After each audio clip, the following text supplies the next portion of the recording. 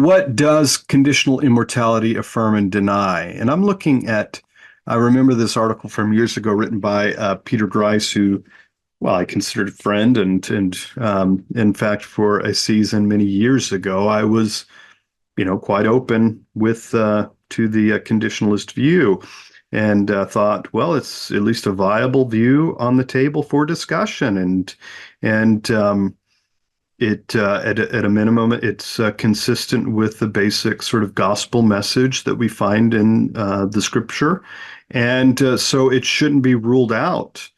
And so I was willing to engage with and entertain it.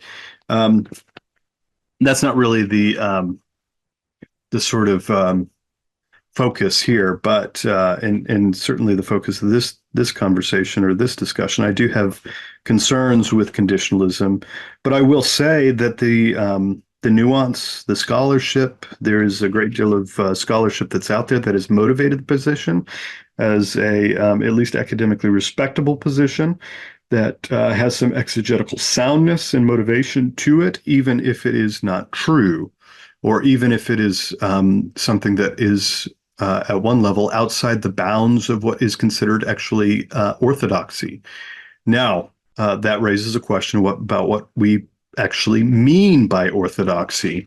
But let's get back to this. What does conditional immortality affirm? It is a doctrinal position that affirms immortality, the notion that we live forever and do not die, is something that is explicitly a gift from God, only to the redeemed or to the saved. So immortality is something that's only reserved for those who are saved. So if that's the case, and this is the definition that Peter Grice is giving in his article, Conditional Immortality, an Acceptable View, you can look it up on rethinkinghell.com, then it explicitly rejects what I read in the previous symbols of faith in the Reformed tradition, as well as in the Roman Catholic tradition in the previous episode, as well as, I would argue, even within quite clearly in several statements that are made in Anglican formularies. But again, that's a larger kind of more nuanced, more idiosyncratic discussion that I wasn't planning to get into.